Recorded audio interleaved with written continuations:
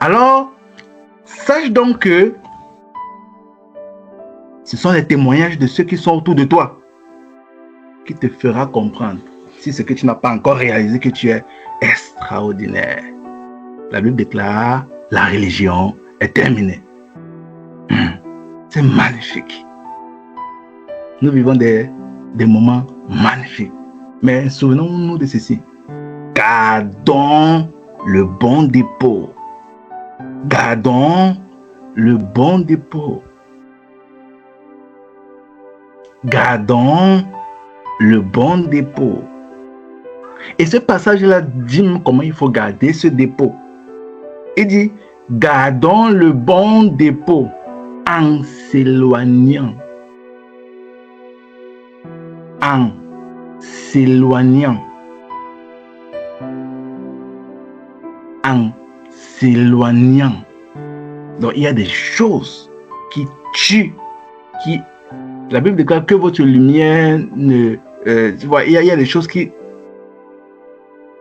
éteignent la lumière. Gardons le bon dépôt en s'éloignant des discours vains et profanes. Donc les discours vains et profanes sont des obstacles à la lumière, l'onction qui est sur vous. Comme dans ce témoignage, elle a dit, elle a touché l'ustensile là et elle a senti les choses. C'est ainsi que quand on sera en contact avec ceux du dehors,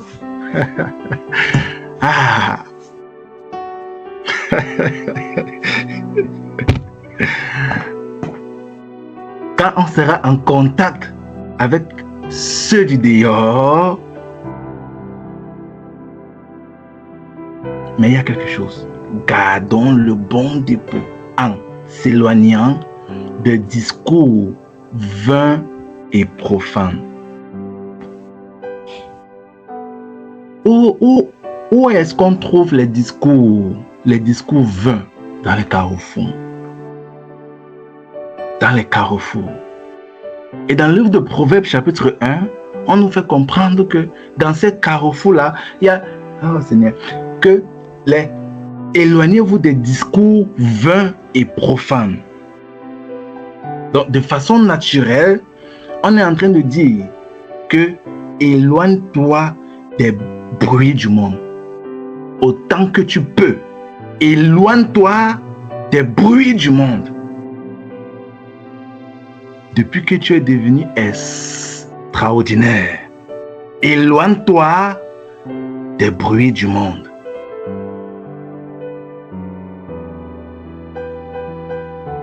Éloigne-toi des discours vains et profanes. Et l'un des endroits où on trouve de façon perpétuelle, 24 heures sur 24, parce que dans les carrefours modernes, dans les carrefours naturels, les carrefours des dehors là, les bruits c'est généralement entre 10h et 17h, ou bien disons même jusqu'à 20h. Après, les carrefours sont secs. Ces carrefours-là sont secs. Il n'y a pas de bruit, il paraît chacun chez eux. Mais les carrefours modernes où les bruits sont là 24 heures sur 24, 24 heures sur 24, n'est pas plus loin de nous que notre peau.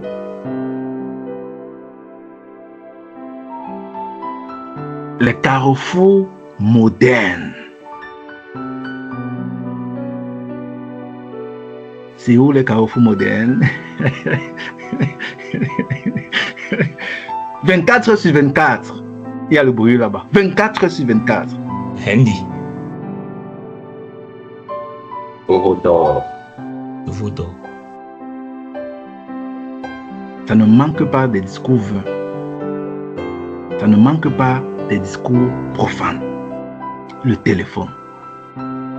Et c'est l'instrument qui est aussi proche de nous, plus que quoi que ce soit, sur cette terre. Le téléphone. C'est l'instrument qui est le plus proche de nous. Mais chose bizarre, c'est qu'on nous dit éloignons-nous de ces carrefours-là. Pas du téléphone, mais de ces carrefours-là.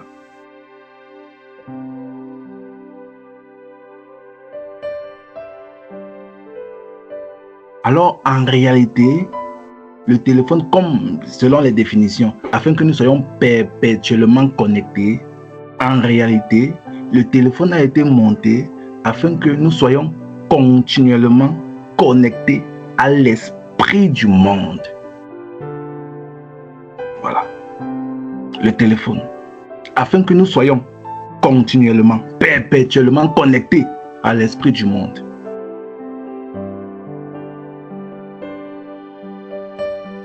Or, de l'autre côté, on nous fait comprendre qu'on doit être constamment connecté au ciel. De l'autre côté, on nous fait comprendre que notre cœur, à l'intérieur de nous, notre cœur doit être constamment connecté au ciel. De l'autre côté, il y a un autre objet au devant de nous qu'on appelle le téléphone, qui veut que nous soyons continuellement connectés à l'esprit du monde.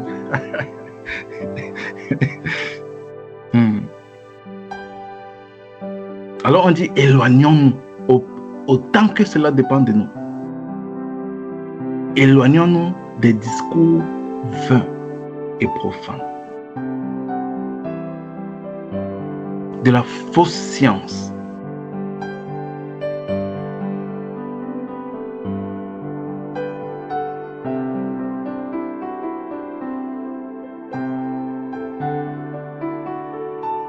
de la fausse science. Mais ça ne s'arrête pas là.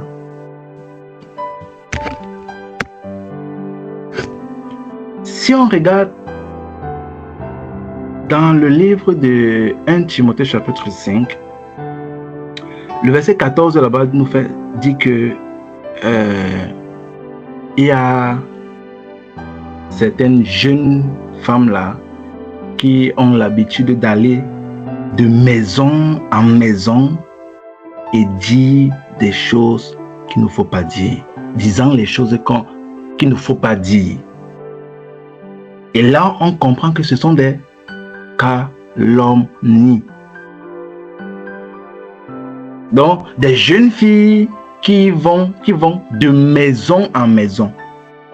Et là, souvenons-nous, là, c'est à l'époque de Paul là. C'est-à-dire qu'à l'époque où le veau d'or moderne n'est pas encore installé. Donc, des gens y allaient de maison en maison, mais pour dire des choses qu'on ne dit pas, des choses qu'il ne faut pas dire, pour calomnier les uns comme les autres. Mais en cette terre-ci, maintenant, c'est tellement, tu n'as pas besoin d'aller de maison en maison, c'est-à-dire, étant sur place, tu calomnies matin, soir, sur place. Et tu vas dans la maison de l'autre là-bas sans de maison en maison. C'est-à-dire qu'au travers du téléphone, des réseaux, tu vas de maison en maison calomnier sans bouger. Oh, mais ce sont des choses qui tuent le dépôt. Mais on nous fait comprendre que nous sommes des personnes qui sont devenues extraordinaires. Alors, nous devons garder le dépôt. Prenons un passage. Prenons un passage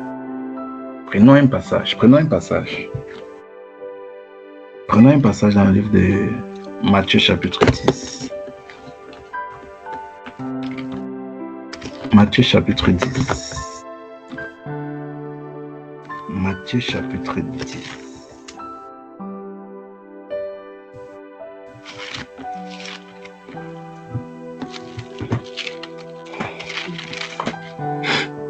Dans Matthieu chapitre 10, on va lire quelques passages ici. Dans Matthieu chapitre 10, on va lire le verset 12.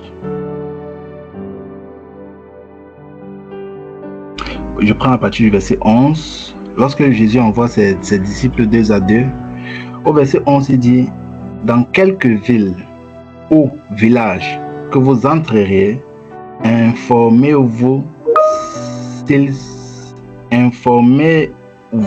s'il s'y trouve quelques hommes dignes de vous recevoir et demeurez chez lui jusqu'à ce que vous partiez. Verset 12. En entrant dans la maison, saluez... Alors, Père, tu as dit Matthieu. Matthieu chapitre 10. Je suis dans Matthieu chapitre 10. J'avais compris 6. Matthieu chapitre 10. C'est bon. On va toujours détecter les choses qui tuent le dépôt. Dans quelque ville ou village que vous entrerez, informez-vous s'il s'y trouve quelques hommes dignes de vous recevoir et demeurez chez lui jusqu'à ce que vous partiez. En entrant dans la maison, saluez-la. Et si la maison en est digne, que votre paix vienne sur elle. Mais si elle n'est pas digne, que votre paix retourne sur vous.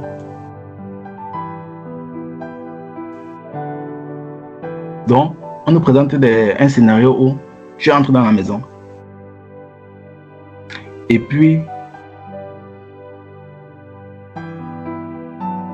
on dit saluer la maison, c'est-à-dire dites quelque chose. Saluer la maison, dites quelque chose. Alors, les choses qu'on dit, on dit que par nos bouches, nous bénissons, nous maudissons. Dans la même bouche. Nous bénissons, nous maudissons. On nous fait comprendre ici que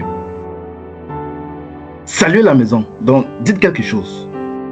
Si la maison est digne, la paix va sur elle. Si la maison n'est pas digne, ça revient sur vous.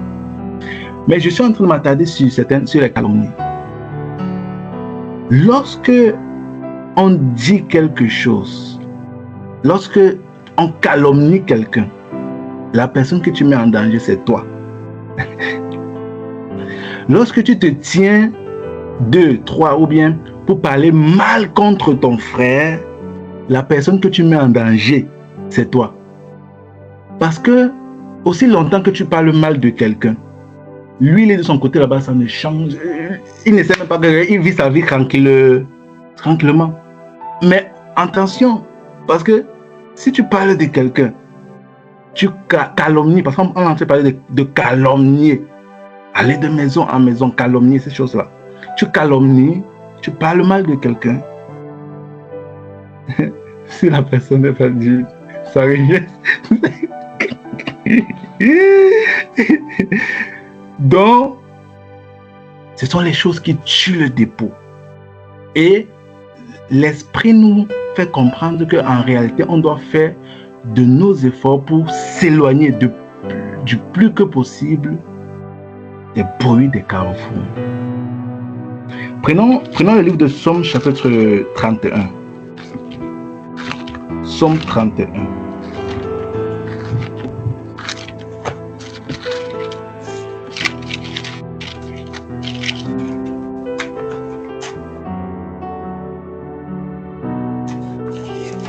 Psaume chapitre 31, on va prendre le verset.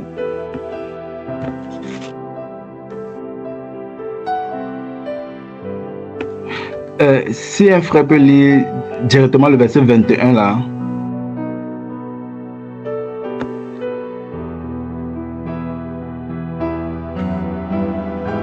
Psaume 31, verset 21. Tu les protèges sous l'abri de ta face contre ceux qui les persécutent. Tu les protèges dans ta tente contre les langues qui les attaquent. Et le tu là, c'est le Seigneur. Donc le Seigneur protège. Et tu les protèges sous l'abri de la face, sous l'abri de ta face, contre ceux qui les persécutent et tu les protèges dans ta tente contre les langues qui les attaquent. Les langues qui les attaquent. C'est-à-dire, chaque fois que quelqu'un parle mal contre un frère, ce sont des flèches qu'il est en train de tirer. Mais le Seigneur dit ici que il les protège contre les langues qui les attaquent. Pas étonnant, comme on parle de calomnie, pas étonnant que lorsque Aaron et l'autre là, Aaron et Marie ont commencé à parler mal contre Moïse, est-ce que Moïse a eu un problème? Qu'est-ce qui s'est passé après? La lèpre. Oui, la lèpre. Donc, ta soeur commençait à calomnier. Parce que ça, c'est un point vraiment capital et ce sont des choses que nous ne devons pas entrer avec ce mouvement de l'esprit qui est en train de venir. La calomnie. On a vu Marie qui calomniait son frère par rapport à machin. N'a-t-il pas machin, ainsi de suite, il a pris une femme étrangère. Quand il était en train de calomnier comme ça, qu'est-ce qui s'est passé après? La lèpre. Moïse est tranquille. Dieu les protège contre les langues qui les attaquent. Les langues. La langue. Ta langue. Que fait ta langue? Elle bénit, elle prie, elle intercède, elle accorde les actions de grâce. Que fait ta langue? Ta langue. Elle attaque plutôt, parce qu'il y a les langues qui attaquent. Que fait ta langue? Alors le verset 31-21 dit: tu les protèges sous l'abri de ta face contre ceux qui les persécutent. Tu les protèges dans ta tente contre les langues qui les attaquent. Prenons le psaume 50. Avançons au psaume 50. Psaume 50, le verset...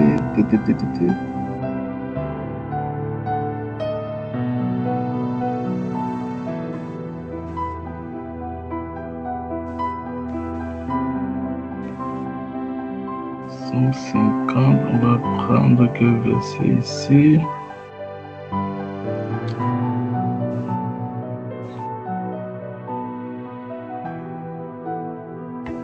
Prenons le verset, je vais lire à partir du verset 19 une fois, ou bien un frère peut lire une fois à partir du verset 19. Psaume 50 à partir du verset 19. Tu livres ta bouche au mal et ta langue est un tissu de tromperie. Tu t'assieds et tu parles contre ton frère. Tu diffames le fils de ta mère. Voilà ce que tu as fait et je me suis tu. Tu t'es imaginé que je te ressemblais, mais je vais te reprendre et tout mettre sous tes yeux. Prenez-y donc garde, vous qui oubliez Dieu, de peur que je ne déchire sans que personne délivre. Celui qui offre pour sacrifice des actions de grâce me glorifie. Amen. Et à celui qui veille sur sa voie, je ferai voir le salut de Dieu. Amen, mon frère. Donc, explique-nous un peu la partie là que tu as lue. Qu'est-ce que Dieu est en train de dire par rapport à ça? Tu livres ta bouche au mal. Ta langue est un tissu de tromperie. La calomnie, le mensonge, le congossa, parler mal des autres, derrière les dos. Tu t'assieds et tu parles contre ton frère. Tu diffames le fils de ta mère. La diffamation, il consiste à tordre quelqu'un, à tordre les paroles de quelqu'un, dire des choses qui ne sont pas vraies sur ces personnes-là, dans le but, je ne sais pas quel est le but avoué, il dit, voilà ce que tu fais et je me suis tu. Le Seigneur se tait, ce n'est pas qu'il n'a pas compris, mais il use parfois de patience. Et je crois que quand il use de patience, c'est pour nous pousser à la repentance. Amen. Tu t'es imaginé que je te ressemblais, mais je vais te reprendre et tout mettre sous tes yeux. Qu'est-ce qu'il va faire? Je vais te reprendre, mais je vais te reprendre et tout mettre sous tes yeux. Donc Dieu dit que il va reprendre toute personne qui calomnie son frère.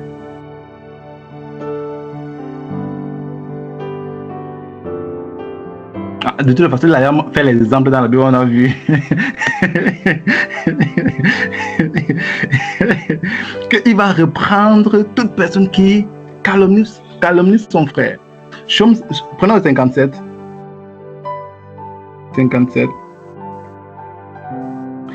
Le verset 5. Psaume 57, le verset 5. Mon âme est parmi des lions. Je suis couché au milieu des gens qui vomissent la flamme, au milieu d'hommes qui ont pour dents la lance et les flèches, et dont la langue est un glaive tranchant. Encore mon frère. Mon âme est parmi des lions. Je suis couché au milieu des gens qui vomissent la flamme, au milieu d'hommes qui ont pour dents la lance et les flèches, et dont la langue est une glaive tranchante. Qu'est-ce que ça veut dire au milieu des gens là? Des gens qui ont des... Comment on peut comprendre ça, frère? Il est tourmenté par des gens qui passent à faire le constat, qui ont une mauvaise langue. Il dit, mon âme est parmi des lions. Je suis couché au milieu des gens qui vomissent la flamme. Et que ce qui sort de leur bouche, c'est comme une flamme. Et qu'ils sont là pour détruire. Au milieu d'hommes qui ont pour dents la lance et la flèche. La lance et la flèche, c'est à quoi? C'est-à-dire que ce qui sort de nos bouches sont comparables à la lance et à la flèche. Et on sait que c'est des instruments pour détruire. Ce sont des instruments de destruction. Et dont la langue est un glaive tranchant. Amen. Avançons, Psaume 64. Psaume 64.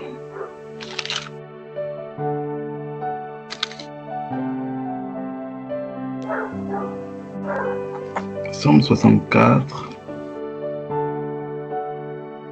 À partir du verset 3. Psaume 64 à partir du verset 3. Garantis-moi des complots des méchants, de la troupe bruyante des hommes impies, iniques. Ils aiguisent leur langue comme un glaive. Ils lancent comme des traits leurs paroles amères pour tirer en cachette sur l'innocent. Ils tirent sur lui à l'improviste et n'ont aucune crainte. Ils se fortifient dans leur méchanceté. Ils se concertent pour tendre des pièges. Ils disent, qui les verra? Amen. Wow. Donc, on dit que quoi? Pour tirer en cachette sur l'innocent. Donc, c'est-à-dire que c'est des choses qu'on fait par derrière des... Derrière.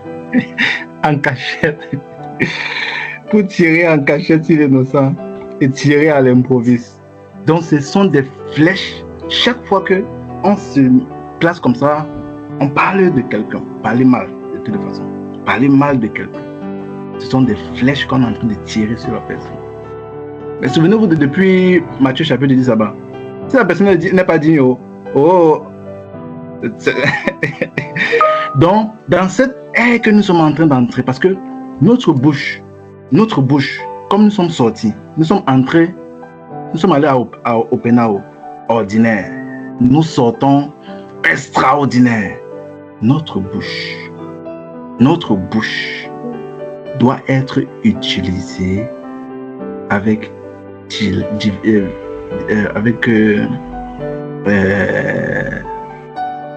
mit Feingefühl, avec délicatesse. Notre bouche, parce que la Bible nous enseigne que notre instrument de guerre, c'est la parole. Dans Hébreux chapitre 4, le verset 12, on nous fait comprendre que prenez l'épée de l'esprit, qui est capable. Notre instrument à nous, c'est la parole. C'est pas la parole que nous guérissons les malades. C'est pas la parole que nous rétablissons les vies. C'est pas la parole, par notre parole que nous faisons toutes ces choses. Par cette même parole, par cette même bouche, on peut, comme on a lu précédemment, détruire les vies. Détruire les vies.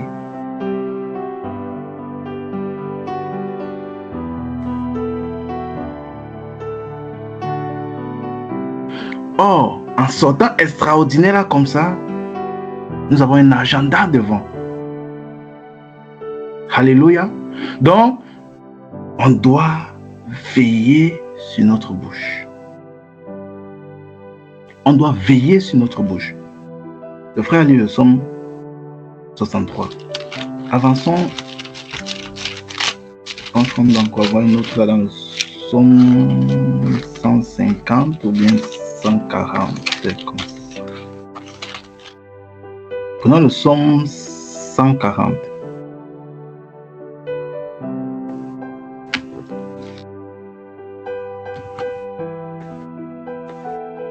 Le psaume 140.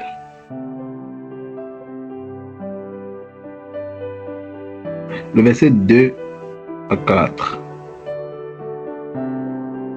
Psaume 140, verset 2 à 4. Éternel, délivre-moi des hommes méchants. Préserve-moi des hommes violents qui méditent de mauvais desseins dans leur cœur et sont toujours prêts à faire la guerre. Ils aiguisent leur langue comme un serpent. Ils ont sous leurs lèvres un venin d'aspic. Lis encore le verset 4 là. Ils aiguisent leur langue comme un serpent. Ils ont sous leurs lèvres un venin d'aspic. Amen. Amen. Amen. Mais David va faire une prière. Après avoir dit ça, si tu regardes à partir du verset... Si tu lis à partir du verset 10, tu vas voir la prière que David a fait. À partir du verset 10. Que sur la tête de ceux qui m'environnent retombe l'iniquité de leurs lèvres. Que les charbons ardents soient jetés sur eux. Qu'ils les précipitent dans le feu, dans des abîmes, d'où ils ne se relèvent plus. Amen. Tu vois, non? C'est ça, c'est la prière que David a fait. Or, nous ne sommes pas appelés à faire ça. La Bible déclare que bénissez toujours. Que nous sommes persécutés, ainsi de suite. Mais David dit que des charbons ardents soient jetés sur eux. Et quand je lis ça, ça me fait rire. Ça me fait rire pourquoi? Parce que dans le livre de Romains chapitre 12, la Bible déclare là-bas que Dieu dit que à moi la vengeance, à moi la rétribution. Le Seigneur dit que à moi la vengeance, à moi la rétribution. Que en ce qui vous concerne, bénissez toujours. Bénissez, ne bénissez jamais. Et quand vous bénissez comme ça, Dieu dit que si ton ennemi a faim, donne-lui à manger. Si elle a soif, donne-lui à boire. Et quand tu es en train de donner à boire, manger, on dit que tu es en train d'amasser les charbons ardents. Pas que tu veux. Mais spirituellement, tu dis que Dieu dit, comme c'est à Dieu la vengeance, à Dieu la rétribution, il va se charger de ça. Donc, en réalité, ce sont des choses qui tuent le dépôt. Ce sont les choses qui tuent les dépôts. Les calomnies. Et maintenant, pour encore aller plus loin avec ces choses, parfois tu n'es même pas le calomniateur. Un peu comme on a entraîné Aaron dans la calomnie.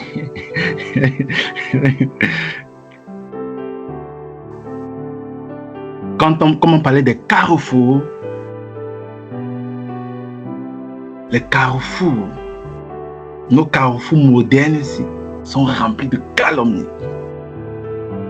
On calomnie à ça, on calomnie et à là. Et la Bible déclare que et mon peuple prend plaisir à ça. Et mon peuple prend plaisir à ça. C'est-à-dire tu t'assois tu es content d'écouter les calomnies qu'on fait sur quelqu'un. Donc peut-être que toi-même, tu ne calomnies pas, tu ne vas pas de maison en maison, tu ne calomnies pas, mais tu prends plaisir à t'asseoir et à écouter les calomnies qu'on donne aux gens. Ce sont des choses qui tuent le dépôt. Les carrefours modernes. Et c'est 24 sur 24. Donc c'est un carrefour où il y a toujours un carrefour actif. 24 sur 24. Ça tue le dépôt. Alors, le témoignage ici nous fait donc comprendre que, frère, nous sommes allés au pénal ordinaire. Nous sommes sortis extraordinaire. Garde le bon dépôt. Garde le bon dépôt. Et souvenez-vous, garde le bon dépôt en t'éloignant. Donc, tu ne peux pas garder le dépôt si tu ne t'éloignes pas de certaines choses.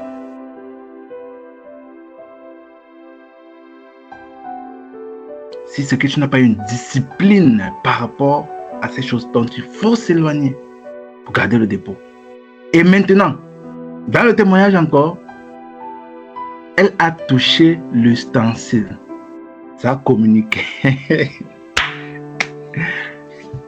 Donc, l'ustensile n'a pas de volonté pour dire que, bon, il faut que je remplisse quelqu'un, il faut que je remplisse. Est-ce que je suis même d'abord rempli? Je suis rempli. C'est nous les hommes qui avons ce truc. L'ustensile envoie tout simplement, c'est-à-dire que c'est nous les hommes qui combattons avec notre nous intérieur. Ouais. Alors, comme nous sommes des personnes extraordinaires et que nous nous éloignons de ces choses, éloignons des murmures, des calomnies, des clameurs, de toutes ces choses, on s'éloigne de toutes ces choses, alors on communique naturellement, que tu le veuilles ou pas, parce qu'il Dieu n'a pas demandé la volonté de l'ustensile là. D'ailleurs, l'ustensile n'a pas de volonté. Donc, une fois que tu es sorti de là, extraordinaire, et que tu t'éloignes de ces choses dont on a nommé, alors tu es un canal pour communiquer la grâce qui est sur toi. Que tu le veuilles ou pas.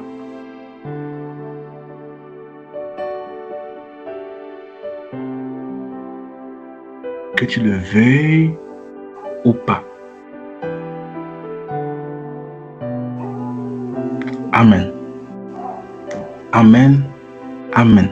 Ce témoignage ici à l'entrée est vraiment, c'est bien placé. Que Dieu bénisse encore vraiment ce témoignage ici. Pour que nous réalisons effectivement que, frères, sœurs, nous ne nous appartenons plus.